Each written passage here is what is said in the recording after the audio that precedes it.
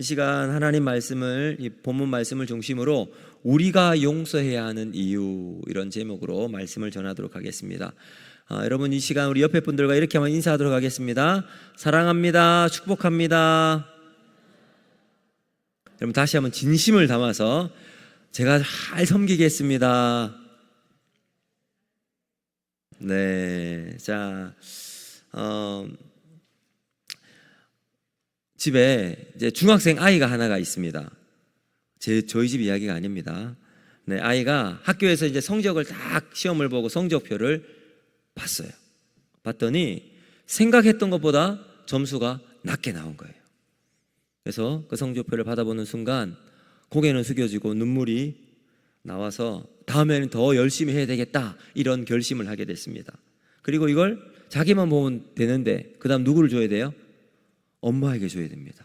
엄마가 이 성적표를 딱 보더니 이렇게 이야기합니다. 너 참 공부하라고 할 때 안 하더니까 알아봤다. 이 말을 들은 이 아이가 공부를 그 다음 열심히 했을까요? 안 했을까요? 어떻게 합니까? 네, 여러분 공부 안 했대요. 자, 마틴 로이드 존스 목사님께서 이런 말씀을 하셨어요. 사람이 자기가 잘못한 것을 스스로 깨달으면 눈물을 흘리고 은혜를 받지만 남이 지적하면 불같이 화를 낸다. 맞아요, 여러분? 그런 것 같아요. 여러분, 이게 인간입니다.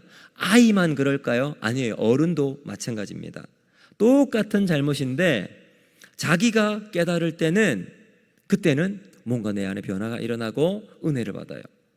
근데 남이 나의 잘못을 지적을 하잖아요. 그럼 그게 지적질이 됩니다. 자, 오늘 말씀을 한번 보시면 스데반의 죽음을 앞둔 마지막 설교, 지금까지 우리가 스데반의 설교를 보았는데 죽음의 순간에 마지막 설교를 우리가 보고 있습니다. 이 설교를 통해서 스데반은 유대인의 죄를 지적합니다. 그러자 여기에 있었던 유대인들이 어떻게 반응합니까? 스스로 깨달은 것이 아니라 스데반이 자신의 죄를 지적한 지적질로 받아들여서 불같이 화를 내죠.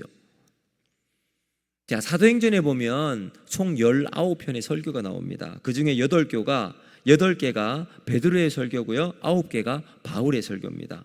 그리고 7장에 나오는 스데반의 설교가 있고 15장에 야고보의 설교가 있습니다. 자, 그래서 사도행전을 보면 교회가 세워지고 성령 받은 이후에 하나님 복음이 증거되는 위대한 역사들이 쭉 나오고 있는데 그 중심에는 뭐가 있냐면 하나님 말씀이 있다는 거죠. 하나님 말씀 설교를 통해 많은 변화와 또 기적들이 일어나게 됩니다. 그럼 우리의 영성은 하나님 말씀 앞에 고스란히 드러납니다. 그래서 사도행전 2장 37절과 38절 말씀을 같이 한번 읽어보도록 하겠습니다. 시작. 그들이 이 말을 듣고 마음에 찔려 베드로와 다른 사도들에게 물어 이르되 형제들아 우리가 어찌할꼬 하거늘 베드로가 이르되 너희가 회개하여 각각 예수 그리스도의 이름으로 세례를 받고 죄 사함을 받으라. 그리하면 성령의 선물을 받으리니. 아멘. 자, 여기 보시면 37절에 제가 이렇게 표시를 해놨죠.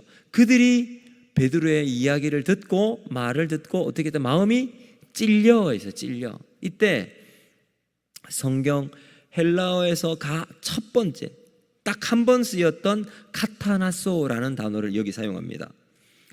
유일하게 쓰인 특별한 단어인데 이게 어떤 의미냐면 가시와 바늘 같은 것으로 우리를 콕콕 찌를 때, 나타날 때 그 고통을 이야기할 때 카타나소를 사용합니다. 근데 이 카타나소를 통해서 우리의 영혼을 콕 찌를 때 일어난 반응이 뭐냐? 회개로, 그 다음 38절에 나와요. 예수의 이름으로 우리가 어찌할꼬 회개하고 예수의 이름으로 세례를 받으라. 이렇게 이야기하죠. 자, 그런데 우리말로는 똑같은 찌르다라고 하는 단어가 사도행전 7장 54절에 오늘 본문에도 이렇게 나옵니다. 54절 말씀 같이 한번 읽어볼까요? 시작. 그들이 이 말을 듣고 마음에 찔려 그를 향하여 이를 갈거늘. 여기 나오는 찔려라고 하는 단어는 디아프리오예요. 디아프리오의 원래 뜻은 컷, 자르다라고 하는 말입니다. 이 단어는 두 번 사용됩니다. 사도행전 5장 33절인데요. 33절 같이 한번 읽어보겠습니다. 그들이 듣고 크게 노하여 사도들을 없이 하고자 할세. 여기 제가 기록을 안 했나 보네요. 그들이 듣고 크게 노하여 사도들을 없이 하고자 할세. 여기도 똑같이 이제 말을 듣고 크게 노하게 됩니다. 이 디아프리오라고 하는 단어입니다. 자, 이 디아프리의 원래 뜻은 뭐냐 하면 광기에 사로잡혀서 난도질을 하는 거예요. 지금 이 유대인들은 스데반의 설교를 듣고 마음에 찔려요. 그들의 마음이 막 갈기갈기 찢기는 거예요. 그래서 스데반을 향하여 이를 갈고 있습니다. 자, 여러분, 좋은 설교는 두 가지 반응으로 나타납니다. 첫 번째, 이 사도행전 2장에 나왔던 마음에 찔린 베드로의 설교를 듣고 마음에 찔린 무리들의 반응, 우리가 어찌하면 됩니까? 카타나스와 같은 회개로 일어나는 반응이에요. 두 번째 반응은 뭐냐면 디아프리오예요. 거부하는 거죠. 분노하면서 엇나가는 겁니다. 자, 이게 왜 좋은 설교일까요? 하나님 앞에서 말씀으로 반응하고 그 안에서 회개로 들어가는 역사가 하나가 있고, 또 다른 이 길은 여러분 더 엇나가는 거예요. 누가 엇나가게 될까요? 하나님 앞에서 받아들이지 못하는 사람은 컷해서 분노하면서 나갑니다. 이 둘 다 하나님의 역사입니다. 그러니 여러분, 우리가 믿음의 길 걸어갈 때 어떤 쪽으로 반응해야 되는가? 여러분, 당연히 우리는 하나님 말씀이 우리의 영혼을 찔러서 회개하고 주님 앞에 나아가는 이러한 반응이 일어나야 할 줄로 믿습니다. 자, 오늘 스데반의 설교가 마지막으로 나오는데, 스데반의 설교는 그 진정성이 죽음 앞에서도 여실히 드러납니다. 근데 이 사람들이 어떻게 합니까? 스데반을 죽이려고 이미 계획을 다 짜놨습니다. 그들을 향한 이 스데반의 용서하는 태도에서 그의 신앙과 말씀에 대한 진정성을 우리가 볼 수 있는데, 자, 그러면 우리가 용서해야 되는 이유가 왜 있을까요? 오늘 세 가지로 짧게 한번 말씀을 나눠보도록 할 텐데, 첫 번째는 성령으로 깨달은 말씀 때문에 우리가 용서해야 합니다. 자, 베드로후서 1장 16절과 21절 말씀을 쭉 보면 이런 내용이 나옵니다. 베드로가 이제 모든 것을 이제 하나님 앞에서 고백을 해요. 우리 주 예수 그리스도의 능력과 강림하심을 너희에게 알게 한 것이 교모히 만든 이야기에 따른 것이 아니요 우리는 그의 크신 위엄을 친히 본 자라 하면서 베드로가 이제 이 예수님과 함께 변화산에서 보았던 그 광경을 쭉 설명하고 있습니다. 그리고 이제 17절, 지극히 큰 영광 중에 이러한 소리가 그에게 나기를 이는 내 사랑하는 아들이요 내 기뻐하는 자라 하실 때에 그가 하나님 아버지께 존귀와 영광을 받으셨느니라. 이 소리는 우리가 그와 함께 거룩한 산에 있을 때에 하늘로부터 난 것을 들은 것이라. 또 우리에게 더 확실한 예언이 있어 어두운 데를 비추는 등불과 같으니 날이 새어 샛별이 너희 마음에 떠오르기까지 너희가 이것을 주의하는 것이 옳으니라. 먼저 알 것은 성경의 모든 예언은 사사로이 풀 것이 아니니 예언은 언제든지 사람의 뜻으로 낸 것이 아니요 오직 성령의 감동하심을 받은 사람들이 하나님께 받아 말한 것임이라. 이렇게 이야기하죠. 자, 베드로가 예수님과 함께 지낼 때에 얼마나 많은 기적을 보았습니까? 예수님의 말씀을 얼마나 많이 들었어요. 특히 지금 베드로후서 1장에 나와 있는 이 내용은 변화산에서 예수님께서 변형되시고 거기 이제 모세와 엘리야가 옆에 있는 모습을 보면서 주님 여기가 좋사오니 초막셋을 지어서 우리가 여기 거합시다 라고 얘기했던 장면이잖아요. 여러분, 베드로가 말씀을 직접 들었지만 그때는 깨닫지를 못해요. 언제 깨닫습니까? 여기 21절 다시 한번 베드로서 1장 21절 말씀 같이 한번 더 읽어보도록 하겠습니다. 시작. 예언은 언제든지 사람의 뜻으로 낸 것이 아니요 오직 성령의 감동하심을 받은 사람들이 하나님께 받아 말한 것임이라. 아멘. 언제 깨달았습니까? 성령을 받고 난 다음. 베드로가 성령을 받고 난 다음 자신이 변화됩니다. 그리고 사람들 앞에 예수의 복음, 십자가와 부활을 증거할 때 수많은 사람들이 돌아옵니다. 3,000명, 4,000명 막 계속 부흥하죠. 여러분, 그러므로 우리가 그냥 듣는 말씀은 눈에 보이는 것일 수 있어요. 그러나 보이는 세상이 전부가 아닙니다. 왜 그럴까요? 히브리서 11장 1절부터 4절 말씀입니다. 우리 같이 한번 읽어보도록 하겠습니다. 시작. 믿음은 바라는 것들의 실상이요 보이지 않는 것들의 증거니 선진들이 이로써 증거를 얻었느니라.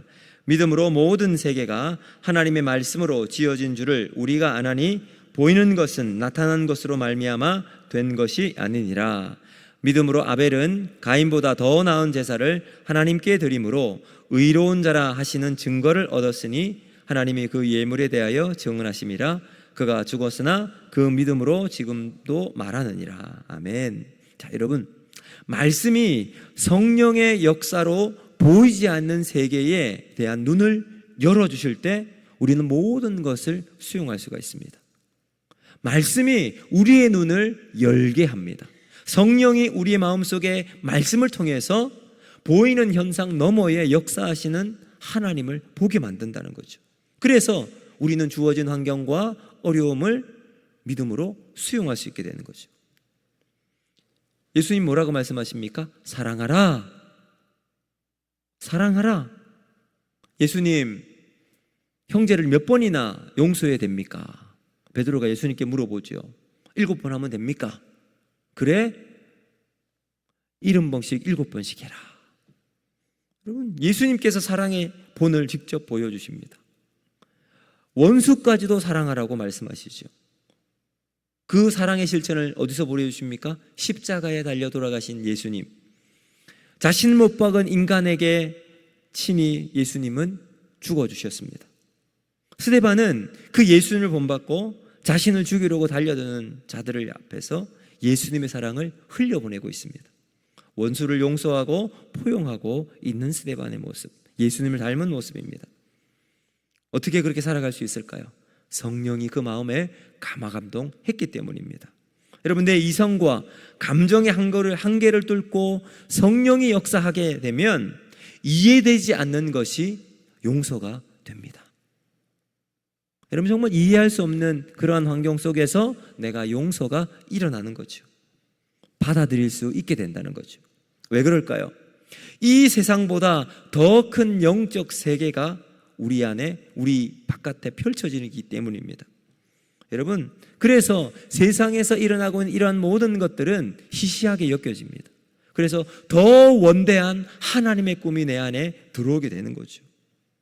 지금까지 내가 크게 여겼던 것, 내가 소중하게 여겼던 것, 그것보다 더 위대한 하나님의 꿈, 그것이 내 안에 들어올 때 내가 용서할 수 있고 사랑할 수 있게 되는 거죠. 여러분, 그러므로 우리는 하나님의 말씀을 경험해야 할 줄로 믿습니다. 그래야 여러분, 내 안에 내 생각으로 내 믿음의 한계를 다 가두는 것이 아니라 그것을 뛰어넘어 영적인 눈이 열리는 그러한 은혜가 우리 모두에게 있기를 주님 이름으로 축복합니다.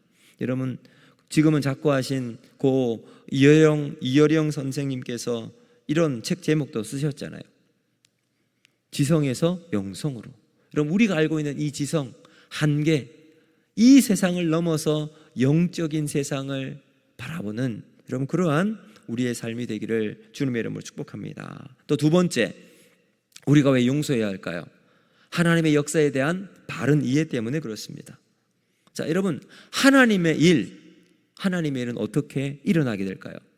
하나님은 사람을 통해 일해 나가시기도 하시고 또 여러 가지 현상을 통해 하나님이 일하기도 하십니다. 근데 하나님의 일은 마치 순풍에 돛을 단 것처럼 막 쭉쭉 나가는 경우들이 거의 없어요. 주로 어느 때 하나님의 놀라운 일이 교회 부흥이 일어나고 있습니까? 초대교회 역사는 다 여러분 고난과 핍박과 박해 가운데 일어났습니다.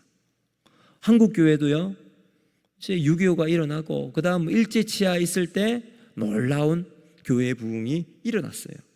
고난과 반대 가운데 하나님의 일은 더 크게 영향력을 미치고 있습니다. 그래서 여러분, 사도행전 4장 25절과 28절 말씀이 있는데요, 우리 같이 한번 읽어보도록 하겠습니다. 시작. 또 주의 종 우리 조상 다윗의 입을 통하여 성령으로 말씀하시기를 어찌하여 열방이 분노하며 족속들이 허사를 경영하였는고. 세상의 군왕들이 나서며 관리들이 함께 모여 주와 그의 그리스도를 대적하도다 하신 이로소이다. 과연 헤롯과 본디오 빌라도는 이방인과 이스라엘 백성과 합세하여 하나님께서 기름 부으신 거룩한 종 예수를 거슬러 하나님의 권능과 뜻대로 이루려고 예정하신 그것을 행하려고 이 성에 모였나이다. 아멘. 자, 보세요. 여기도 마찬가지로 핍박하기 위해서 막 모이고 있습니다. 그런데 여러분, 그 일을 통해서 하나님은 하나님의 일을 만들어 나가신다고 이야기합니다. 그래서 진실한 그리스도인은 세상에 우리를 막 이해시키기 위해서 항변하고 막 이야기하지 않습니다. 그 세상을 변화시키기 위해서 내 한 번 한 번 던지리라 이렇게 하지 않아요. 그럼 교회는 어떻게 이루어져 나갈까요? 한 사람이 일어나서 정의를 외치고 내가 교회를 개혁하겠다 막 외치는 그 사람을 통해 일하실까요? 그렇게 하실 수도 있겠죠. 그러나 교회는 그렇게 하나님께서 일하지 않으십니다. 그저 주어진 이 모든 것들을 내 것으로 받아들이고 그 고난 가운데 하나님의 일을 받아들일 때 하나님은 그 교회를 통해 일해 나가십니다. 우리의 삶도 마찬가지예요. 내 안에 있는 어려움과 고난, 내가 막, 여러분 물론 그것도 필요하겠지만 그 일을 통한 하나님의 뜻이 무엇인지 발견해 나가는 것. 우리가 이렇게 고백하는 이유가 뭘까요? 이 일어나는 일 뒤에 누가 계시죠? 하나님이 계시기 때문이에요. 그 하나님을 믿으면 아멘하고 받아들이게 되는 겁니다. 이것이 믿음의 신비요 비밀입니다. 내가 하는 것이 아니라 하나님이 하시는 일이다. 이것을 보고 믿고 신뢰하며 나갈 수 있게 되는 거죠. 여러분 성경을 한번 보세요. 정말 우리가 생각할 택도 않은 어떻게 이런 일을 통해 성경이 일어나게 될까 하는 일들이 너무나 많습니다. 마태복음 1장 3절부터 6절 내용을 보면 족보에 대한 이야기예요. 그럼 족보에 예수님의 족보 가운데 막 명문 가문으로 막 이런 사람들만 있어요? 아니잖아요. 성경에 여자들이 나와요. 예수님의 가문에 3절부터 6절 한번 보세요. 유다는 다말에게서 베레스와 세레를 낳고 베레스는 헤스론을 낳고 헤스론은 람을 낳고 람은 아비나답을 낳고 아미나답은 나손을 낳고 나손은 살몬을 낳고 살몬은 라합에게서 보아스를 낳고 보아스는 룻에게서 오벳을 낳고 오벳은 이새를 낳고 이새는 다윗 왕을 낳으니라. 다윗은 우리아의 아내에게 솔로몬을 낳고. 여러분 여기도 벌써 하나 둘 셋 네 명 여인들이 나오잖아요. 이 여인들이 다 누굽니까? 이방인이고 고통스럽고 부끄러운 삶의 역사를 가지고 있는 이름이에요. 여러분 다말 시아버지와 관계를 맺어서 아들을 낳았어요. 여러분 얼마나 부끄럽습니까? 그리고 여러분 라합 기생이었는데 신실한 정탐꾼과 결혼을 해서 여러분 낳은 아이를 낳습니다. 여러분 건장한 그리고 경건한 청년이 한번 결혼에 실패한 여인을 만나서 이방 여인과 만나 결혼을 합니다. 여러분 자신을 짓밟고 자신의 남편을 죽인 원수와 결혼을 한 여러분 바세바 사이에서 여러분 또 솔로몬이 나오잖아요. 자신의 고통과 상대방의 아픔을 품은 사람들입니다. 이들을 통해서 진정한 이 세상의 왕된 그리스도가 우리의 왕이 태어나고 있습니다. 여러분 예수님의 구원이 완성이 되는 거예요. 그러니까 여러분 우리의 인생 역사 가운데 때로는 흑역사라고 이야기하는 것들이 있잖아요. 다말, 룻, 여러분 그렇지만 그 일을 통해서 하나님은 하나님의 위대한 역사를 만들어 나가십니다. 우리가 용서할 수 있는 의미가 어떻게 용서할 수 있을까요? 비록 저 사람들은 우리에게 악을 행하지만 그 악을 하나님은 어떻게 바꾸실까요? 선으로 바꿔주시기 때문입니다. 여러분 그것이 하나님의 역사를 이루어 나가시는 방법임을 받아들일 때 우리는 용서할 수 있게 될 줄로 믿습니다. 그리고 마지막 세 번째 바로 십자가의 은혜 때문에 우리는 용서할 수 있게 됩니다. 여러분 이제 스데반이 설교를 마치고 사람들에게 돌을 맞아 죽게 됩니다. 죽어가는 그 현장 속에 솔로몬이 뭐라고 고백합니까? 60절 보세요. 주여 이 죄를 저들에게 돌리지 마옵소서. 스데반은 예수님이 십자가에 죽으실 때 하신 말씀을 마음에 담고 있었습니다. 아마도 자신이 마지막 순간 예수님께서 십자가에서 용서하시고 모든 인류를 향한 하나님의 사랑을 보여주신 것이 마음에 깊이 새겨졌던 것 같아요. 또한 자신이 지신 십자가로 인해 모든 인류를 죄가 해결되었고 영혼을 구하신 하나님의 역사를 깨닫고 믿었겠죠. 그리고 난 다음 자기도 똑같은 일을 당하고 있습니다. 돌에 맞아 여기저기 피투성이 되고 이제 목숨도 가눌지 못한 이제 파리한 잠깐 남아있는 그의 목숨을 통해서 스데반이 남긴 마지막 말, 주여 이 죄를 저들에게 돌리지 마옵소서. 여러분, 스데반은 자기 변명이나 자기 보호를 위해서 말씀을 사용하지 않습니다. 여러분, 이 땅에 많은 사람들을 한번 보세요. 하나님 말씀으로 자기를 변호합니다. 하나님 말씀으로 다른 사람을 공격해요. 그러나 하나님 말씀은 나를 대변하고 남을 공격하기 위해 있는 말씀이 아니라 나를 희생해서 남을 살리는 하나님 말씀입니다. 다른 사람의 구원을 위해 하나님 말씀이 들어가는 거예요. 그때 그 말씀은 하나님의 구원을 이루는 겁니다. 그래서 고린도후서 4장 10절부터 12절은 우리에게 이렇게 말씀하고 있어요. 우리 같이 한번 읽어볼까요? 시작. 우리가 항상 예수의 죽음을 몸에 짊어짐은 예수의 생명이 또한 우리 몸에 나타나게 하려 함이라. 우리가 살아있는 자가 항상 예수를 위하여 죽음에 넘겨짐은 예수의 생명이 또한 우리 죽은 육체에 나타나게 하려 함이라. 그런즉 사망은 우리 안에서 역사하고 생명은 너희 안에서 역사하느니라. 아멘. 여러분 보세요. 뭐라고 이야기합니까? 사도 바울이 사망은 우리 안에서 역사하고 생명은 너희 안에서 역사하느니라. 얼마나 위대한 말입니까? 하나님 말씀으로 나는 죽고 너희가 산다면 나는 기꺼이 그 길을 걸어가겠다. 이 말 아닐까요? 십자가의 은혜를 정용하지 않는 신앙은 다른 사람을 죽이는 신앙입니다. 여러분, 오늘 우리가 하나님 안에서 오랫동안 신앙생활을 했다면 남을 죽이는 신앙이 아니라 살리는 신앙을 살아나가는 우리 모두가 되기를 주님 여러분 축복합니다. 그럴 때 우리를 통해 위대한 하나님의 일들이 나타나게 될 줄로 믿습니다. 이제 말씀을 맺도록 하겠습니다. 누가복음 2장 34절과 35절 말씀을 한번 보시면 우리 같이 한번 읽어보도록 하겠습니다. 시작. 시몬이 그에게 축복하고 그의 어머니 마리아에게 말하여 이르되 보라, 이는 이스라엘 중 많은 사람을 패하거나 흥하게 하며 비방을 받는 표적이 되기 위하여 세움을 받았고 또 칼이 내 마음을 찌를 듯하리니 이는 여러 사람의 마음의 생각을 드러내려 함이라 하더라. 아멘. 여러분, 우리는 우리 마음에 담아둔 것을 언젠가는 나타나게 됩니다. 예수님을 우리 마음에 품은 사람은 예수님의 마음이, 예수님의 모습이 드러납니다. 남을 사랑하는 마음을 가지고 있는 사람은 비록 내가 오해를 받더라도 나중에는 어떻게 될까요? 그게 드러나요. 반대로 좋게 포장을 하지만 미워하고 죽이는 마음을 가지고 있는 사람은 나중에 어떻게 되냐면 그게 그대로 드러납니다. 우리의 마음에 품은 생각이 우리를 망하게도 하고 흥하게도 한다는 사실입니다. 스데반에게 돌을 던진 사람들은 악한 마음과 악한 생각을 품고 있었던 사람들입니다.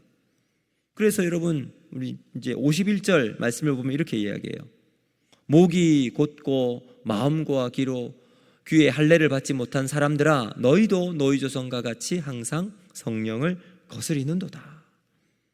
57절도 이렇게 이야기하죠. 그 이야기를 듣고 그들이 큰 소리를 지르며 귀를 막고 일제히 그에게 달려들어. 그러니까 여러분, 악한 생각을 품고 있는 사람은 말씀이 들어갈 자리도 없고요, 성령이 역사할 자리도 열리지 않습니다. 그러므로 우리는 우리의 마음을 열고 하나님 말씀으로 새로운 심령이 되어서 용서하는 저와 여러분이 되어야 할 줄로 믿습니다. 그러면 믿음 위에 우리의 신앙을 굳건히 세우게 될 줄로 믿습니다. 성령 안에서, 말씀 안에서 우리 안에 우리를 용서하고 남을 용서하는, 그래서 하나님께서 함께 하시는 놀라운 믿음의 역사를 만들어 나가는 우리 모두가 되기를 주님의 이름으로 축복합니다. 여러분, 말씀을 기억하면서